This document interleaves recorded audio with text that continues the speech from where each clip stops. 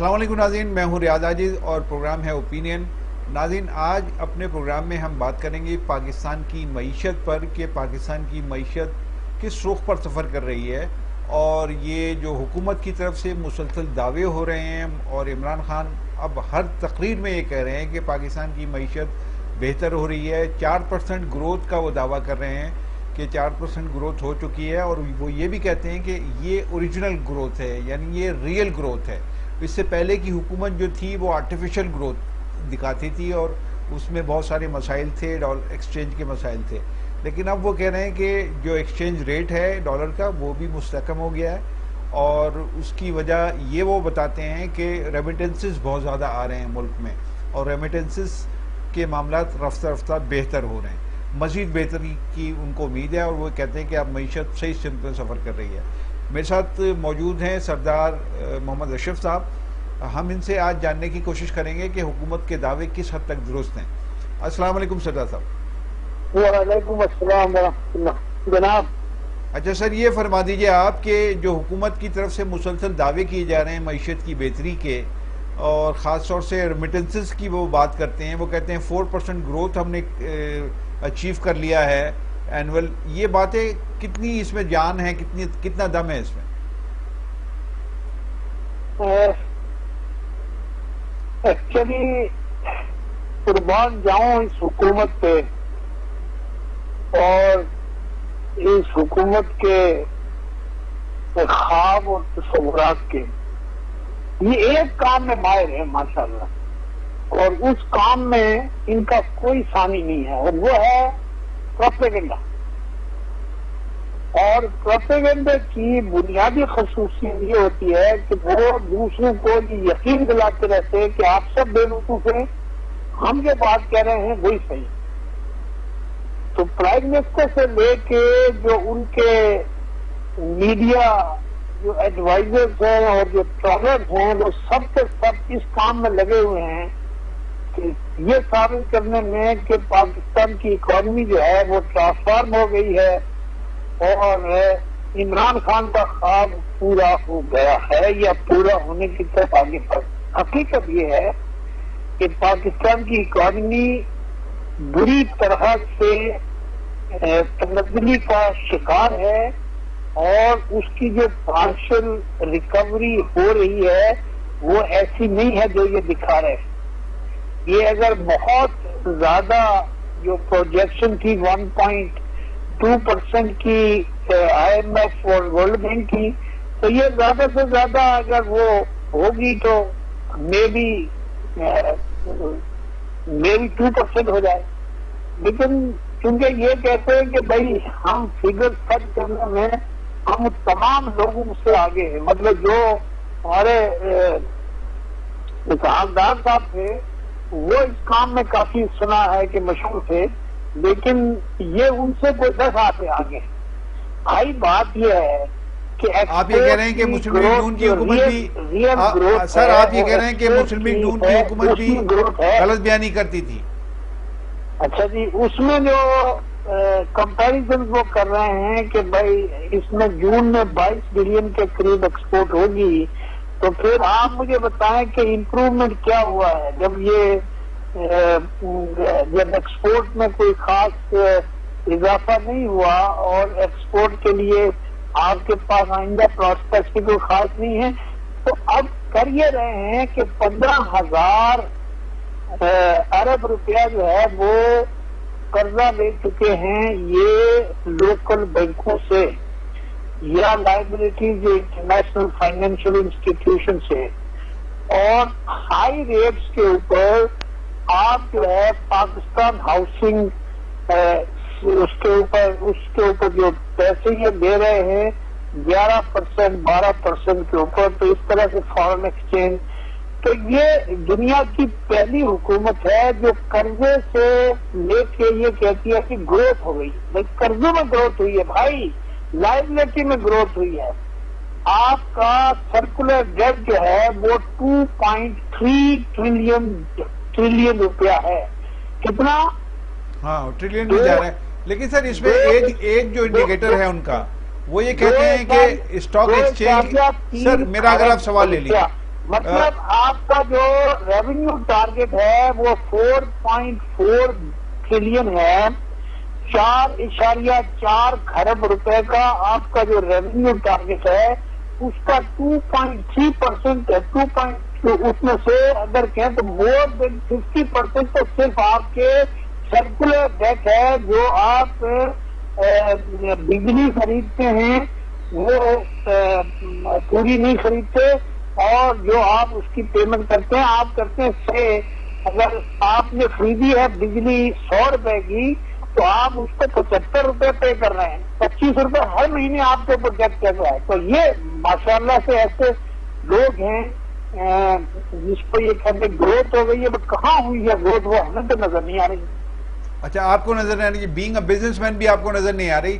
میں آپ سے اگر یہ کہوں کہ وہ کہتے ہیں کہ جو انڈیکیٹر ہوتے ہیں فائنینشیل، خاص طور سے اسٹاک ایکسچینج کا جو فگر ہے اب تقریباً 50,000 کو ٹچ کر رہا ہے، تو وہ یہ کہتے ہیں کہ یہ پوائنٹس 50,000 پوائنٹس جو ہیں اسٹاک ایکسچینج کے ایسے ہی تو نہیں، یہ تو بہتری کی علامتیں شمار کی جاتی ہیں، اور یہ ماضی کی حکومتیں بھی اس کو بہتری کی علامتیں شمار کرتی رہی ہیں. اسٹاک ایکسچینج کو ایز ٹیسٹ کیس وہ پیش کرتے رہے ہیں لوگوں کے سامنے کہ وہاں بہتری آئی ہے تبھی تو معیشت بہتر ہوئی ہے. یہ بھی وہی کام کر رہے ہیں. تو اسٹاک ایکسچینج میں پوائنٹس بہتر ہو رہے ہیں، کاروبار کی پوزیشن بہتر ہے، اس کے باوجود بھی آپ کہہ رہے ہیں کہ یہ عجیب حکومت ہے، کہہ رہی ہے کہ گروتھ ریٹ اتنا ہو گیا یا فائنینشیل پوزیشن پاکستان کی مضبوط ہے. جیسے آپ سمجھ رہے ہیں کہ ترقی جو ریئل ٹرمز میں جو گروتھ ہوتی ہے وہ ہوتی ہے پبلک سیکٹر ڈیولپمنٹ پروجیکٹس میں. تو پبلک سیکٹر ڈیولپمنٹ پروجیکٹس تو کوئی انہوں نے لگائے نہیں ہیں، کوئی میگا پروجیکٹ انہوں نے نہیں شروع کیا، کوئی امپلائمنٹ انہوں نے نہیں کریٹ کیا.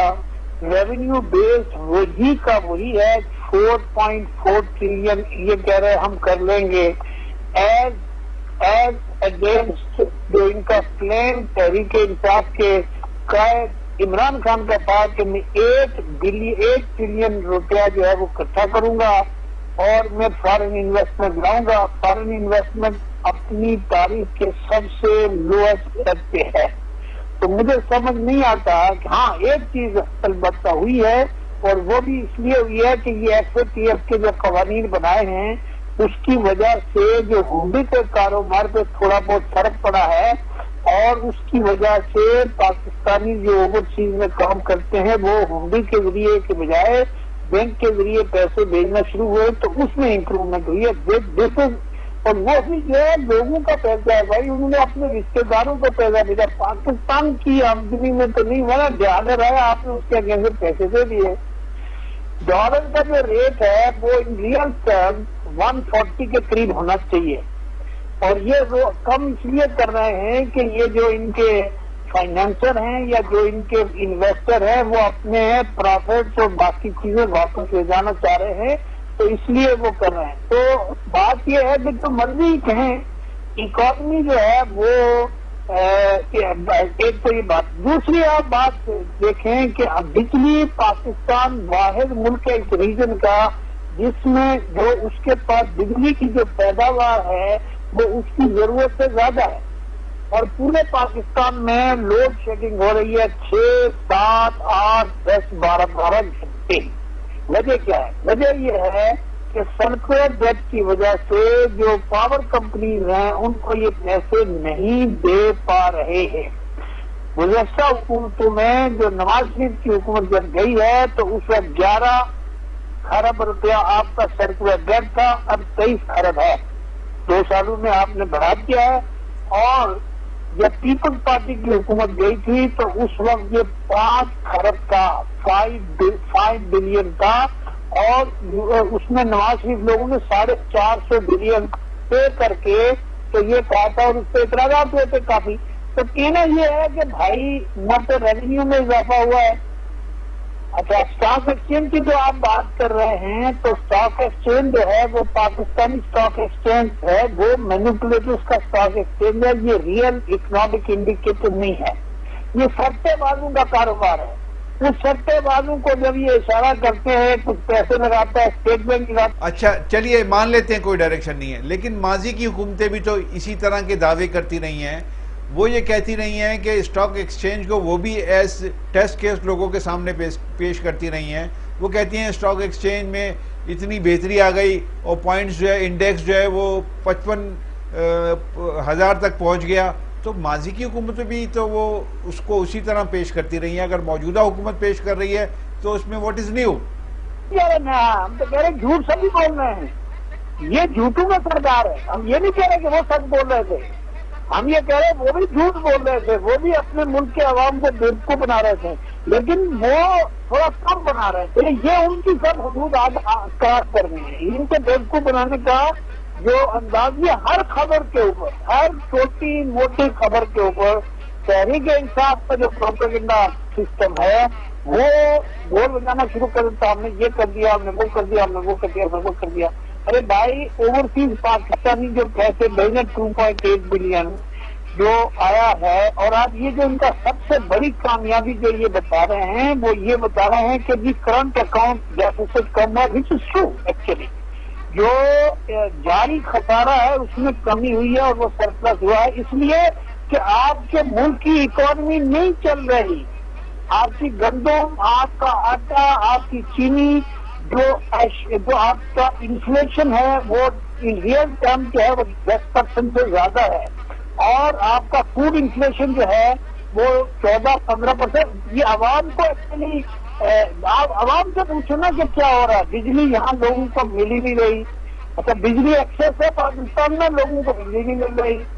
آپ کہہ رہے ہیں شوگر ہے, شوگر لوگوں کو نہیں مل رہی. آٹا ہے, آٹا مہنگا ہو گیا ہے, 35 روپے سے 75 روپے ہو گیا. وہ 55 روپے سے 105 سے 110 پہ آ گئی ہے چینی, اور وہ بھی ملتی ہے, ملتی نہیں ہے. تو آپ صحیح ہے, ہم کیا کہہ سکتے ہیں, آپ صحیح فرما رہے ہیں, آپ بالکل ٹھیک کہہ رہے ہیں.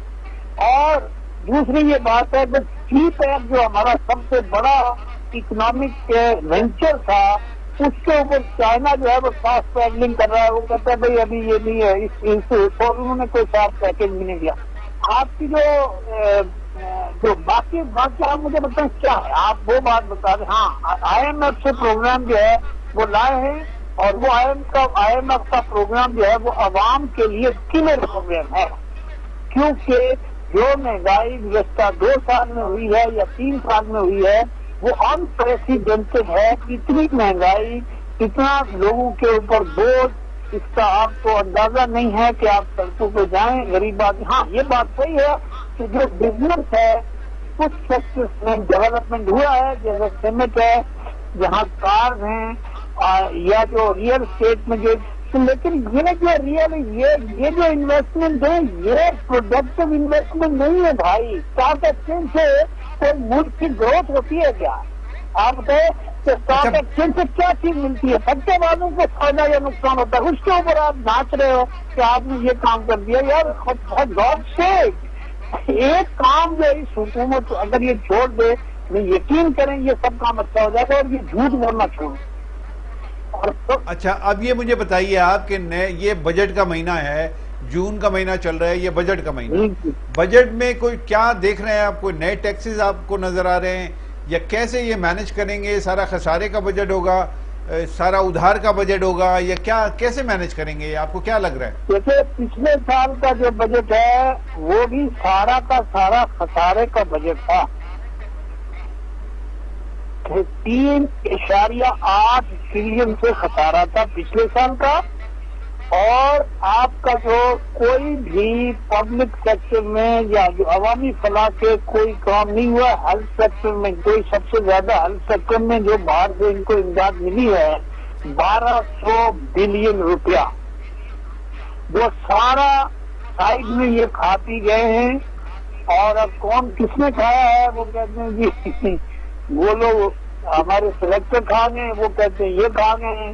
بہرحال اس سارے کھیل میں جو عوام ہے وہ تماشا دیکھ رہے ہیں کہ بھائی کون کھا گیا کون. اچھا, وہ تو تماشا دیکھ رہے ہیں, نئے وزیر خزانہ کیا کر رہے ہیں؟ ملک کی اکانومی اگر بہتر ہوئی ہے تو خیرات میں آپ ویکسین منگوا رہے ہیں, اور چائنا کی مہربانی سے ابھی آپ 30 لاکھ یا 3 ملین ڈوزز جو ہے وہ پر منتھ پروڈیوس کرنے کی کوشش کر رہے ہیں. ابھی آپ کرنا شروع کر دیا رچن کو.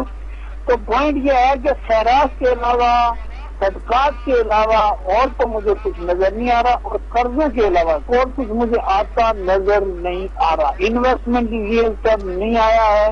لارج اسکیل مینوفیکچرنگ میں جو ظاہر ہے کہ گروتھ ہو رہی ہے، وہ اس لیے ہو رہی ہے کہ اکانومی جو ہے نیچرل پروسیس سے جو ڈپریشن سے نکل رہی ہے، تو اس کا ریفلیکشن تو ہوگا نا.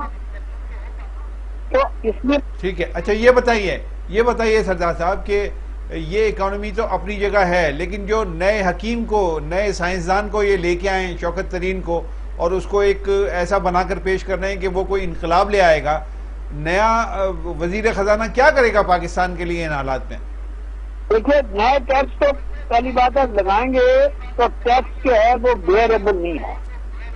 اور یہ حکومت ایسی ماشاءاللہ ایسی زبردست حکومت ہے کہ یہ انہی لوگوں کی پرورش کر رہی ہے جن کو یہ مافیا کہتے ہیں. ان کے اوپر یہ ٹیکس لگا نہیں سکتے. عوام کے اوپر ٹیکس کا بوجھ اٹھانے کی اب طاقت ہی نہیں. اور مجھے لگتا ہے کہ اگر انہوں نے یہ حماقت کی کہ ٹیکسوں میں اضافہ کیا، دیکھیے جو ہماری اکانومی کے جو سب سے بڑے پرابلمس ہیں، بڑے پرابلم میں ایک سب سے بڑا پرابلم ہے ڈاکومنٹیشن آف اکانومی. جو ہماری جو بلیک اکانومی ہے وہ 90% سے زیادہ ہے. آپ کے جو ٹیکسز ہیں وہ 85 سے 90% جو ٹیکسز ہیں وہ 85 سے 90% ٹیکسز انڈائریکٹ ٹیکسز ہیں. اس کا مطلب انڈائریکٹ ٹیکس کا مطلب آپ سمجھے کیا ہوتا ہے؟ انڈائریکٹ ٹیکسز کا مطلب یہ ہے کہ ہر عام آدمی ٹیکس لیتا ہے. جو سرمایہ دار ہے، انکلوڈنگ بگ بزنس ہے یا اسمال بزنس مین ہے، جیسے ہم لوگ بھی بزنس ہیں، تو ہم ٹیکس نہیں دے رہے ہیں، کنزیومر ٹیکس دے رہا ہے. ہم ٹیکس نہیں دے رہے. پاکستان میں کوئی ٹیکس نہیں دیتا ہے. امیر آدمی جو پیسے والا ہے وہ نہیں دے رہا ہے ٹیکس، اس کے اوپر ٹیکس لگاتا ہی نہیں ہے. یہ سارے انڈائریکٹ ٹیکسز ہیں. دوسرا، آپ جو کہہ رہے ہیں کہ بھائی نہیں تو یہ جو نئے وزیر خزانہ ہیں، 98% of the G D P loan, آپ کا قرضہ جی ڈی پی کا 98% ہو چکا ہے. جی ڈی پی گروتھ ہو ہی نہیں رہی. آپ کی 310 بلین کے اوپر تھی، 310 بلین ڈالر کے اوپر تھی، اب 295 کے اوپر آپ کے بقول آئی ہوئی ہے. I have doubt maybe it is less. ٹھیک ہے. یہ بتا دیجیے آپ کے جو اس وقت صورتحال ہے، میں نے آپ سے سوال یہ کیا تھا کہ نئے وزیر خزانہ آ گئے ہیں، ان کو وہ جن بنا کے پیش کر رہے ہیں کہ بس وہ آ کے انقلاب لے آئیں گے اور سب کچھ ٹھیک ہو جائے گا. تو اس وزیر خزانہ کے دن آپ کتنے دیکھ رہے ہیں فیوچر میں؟ آخری میں آپ سے بات یہ پوچھ رہا ہوں، کتنے دن آپ کو نظر آ رہے ہیں یہ وزیر خزانہ کے ان کو رکھ کر بجٹ پیش کر کے اس کے بعد تبدیل کر دیا جائے گا؟ وزیر خزانہ جو ہے یہ پہلے بھی پیپلز پارٹی کے دور میں وزیر خزانہ رہے تھے، اور تحریک انصاف کی حکومت کا یہ بہت بڑا کمال ہے کہ وہ جن لوگوں کو چور اور ڈاکو قرار دے رہی تھی انہی کے وزیروں کے ساتھ اس کی حکومت ہے. انہی کے لوگوں کے اوپر ان کی حکومت مشتمل ہے. اس کے پہلے جو وزیر خزانہ تھا وہ بھی پیپلز پارٹی کا تھا، آئی ایم ایف کا نمائندہ تھا. اور اب یہ شوکت ترین صاحب آئے ہیں، یہ چونکہ پرائیویٹ سیکٹر کا آدمی ہے لیکن یہ ملٹری اسٹیبلشمنٹ کا آدمی ہے. تو مجھے یہ لگتا ہے کہ ملٹری اسٹیبلشمنٹ نے اپنا آدمی وہاں اپوائنٹ کیا ہے کہ بھائی جو ڈیفنس کا لوکیشن ہے اس میں کچھ کمی نہ آئے، ہمیں اس میں ہیرا پھیری کر کے کسی بھی طرح ہمارا کام تو پورا کرو، باقی پاکستانی جائیں گے اخبار میں. یہ ہے آئیڈیا. تو اب اس میں شوکت ترین صاحب کے لیے تو وہ آدمی انٹینشن اس کی اچھی ہیں اور وہ سمجھدار آدمی بھی ہے، لیکن کرے گا کیا؟ بھائی اسپیس ہی نہیں ہے نا. اگر ٹیکس آپ جو ہے وہ یونیورسل ٹیکس آپ جو ہے لگائیں گے نہیں، آپ ٹیکس ریٹ کو کم کریں اور اس کا اسپریڈ بڑھائیں تو پھر تو بات بن سکتی ہے. اور نہ ڈاکومنٹ کر رہے ہیں، نہ ٹیکس ریٹ کو کم کرنے کی پوزیشن میں ہیں اور نہ ہی اسپریڈ بڑھانے کی پوزیشن میں. تو مجھے معلوم نہیں ہے کہ یہ کیسے اپنے ٹیکس کو بڑھائے بغیر یہ ملک کی اکانومی کو کیسے ریوائو کریں گے. اچھا، اس میں جو آخری بات سر یہ بتا دیے آپ کہ دفاعی بجٹ ایک بڑی اہم جو معاملہ ہوتا ہے، جو بڑی کی رول پلے کرتا ہے ہمارے بجٹ میں، تو دفاعی بجٹ میں اضافہ دیکھ رہے ہیں آپ، اس کو اسٹینشن دیکھ رہے ہیں، یعنی ماضی کے بجٹ کے مطابق دیکھ رہے ہیں، یا اس میں کوئی آپ تبدیلی نظر آ رہی ہے، کوئی کمی نظر آ رہی ہے؟ جب انڈیا کے ساتھ آپ کا کانفلکٹ ختم ہو گیا، کشمیر اس نے ہضم کر دیا، تو پھر قوم یہ پوچھنے پر مجبور ہوگی کہ ہم اتنا بڑا دفاعی اخراجات کیوں کر رہے ہیں، اور وہ بھی ہم کمبیٹ ایکسپینڈیچر کیوں کر رہے ہیں، اس میں کمی کیوں نہیں کر رہے۔ میں نہیں سمجھتا ہوں کہ پاکستانی قوم کو دفاعی بجٹ کے اوپر اضافے کے لیے کوئی جواز ہے، اگرچہ کہ وہ کہیں گے جی 10% انفلیشن ہے تو آپ 10% بڑھائیں، تو 10% بڑھانے کا مطلب ہے پچھلے سال کی سطح پہ رکھیں۔ میں یہ کہہ رہا ہوں کہ جب آپ انیشیٹو نئے لے رہے ہیں، پیس ایفرٹس کر رہے ہیں، امریکہ بھی آپ کی مدد کر رہا ہے، چین بھی، دیکھیں چین جیسا ملک اور ہندوستان جو ہے وہ آرچ رائول ہیں اور زبردست رائول تھے، ابھی تو حالت جنگ میں آپ پہنچ چکے تھے، انہوں نے آپس میں ایگریمنٹ کر لیا ہے۔ تو آپ بھی اپنے مسائل کو پرائیورٹائز کرو کہ آپ کے اقتصادی اہداف پہلے ضروری ہیں، اقتصادی مشکلات پر قابو پانا ضروری ہے، کیونکہ اقتصادی مشکلات پر قابو پائے بغیر آپ نہ دفاع کا انتظام کر سکتے ہیں، نہ عوام میں خوشحالی لا سکتے ہیں، نہ ایجوکیشن میں، نہ ہیلتھ میں، نہ انفراسٹرکچر میں آپ کوئی انویسٹمنٹ نہیں کر سکتے۔ امریکہ جیسا ملک جو کیپٹلسٹ اکانومی کا لیڈر ہے، اس میں بھی انہوں نے ابھی جو ہے وہ انفراسٹرکچر ڈیولپمنٹ کے لیے ایک میسو اکنامک پلان بنایا ہے، جس میں وہ اپنے امیروں کے اوپر ٹیکس لگائیں گے اور ان سے ریکور کر کے انفراسٹرکچر میں انویسٹمنٹ کریں گے۔ امریکہ میں یہ کر رہا ہے۔ ٹھیک ہے، بہت بہت شکریہ آپ کا، بہت شکریہ جناب سردار صاحب آپ کا اپنے گفتگو کی۔ ناظرین، سردار صاحب نے ایک اہم پوائنٹ ریز کیا اس گفتگو میں کہ دفاعی بجٹ بڑھانے کا کوئی جواز نہیں ہے، اور اس کو اس پوزیشن پہ رکھنے کا بھی بظاہر کو جواز نظر نہیں آتا کہ جو ماضی میں جتنا بجٹ فوج کو ملتا رہا ہے، لیکن فوج کی کوشش یہی ہے کہ وہ اس بجٹ میں اضافہ کرے یا اس کو ماضی کی طرح اسی ٹرینڈ پر چلائے۔ یہ اب سوچ میں تبدیلی انٹرنیشنل سطح پر آ رہی ہے، لوکل سطح پہ بھی آنی چاہیے، لوگوں کی سوچ میں بھی تبدیلی آنی چاہیے کہ جنگ مسئلوں کا حل نہیں ہوتی، اور جنگ کے لیے اضافی، اور جو جنگ لڑنی نہیں ہے اس کے لیے بجٹ میں مسلسل اضافہ کیا۔ اور چائنا اور امریکہ کے حوالے سے بھی جو معاملات ہیں دفاعی حوالے سے، وہ بھی سب کے سامنے ہیں، لہذا اب دفاعی بجٹ میں کمی آنی چاہیے تاکہ لوگوں کو اس کا بینیفٹ مل سکے۔ اجازت چاہتا ہوں، اللہ حافظ۔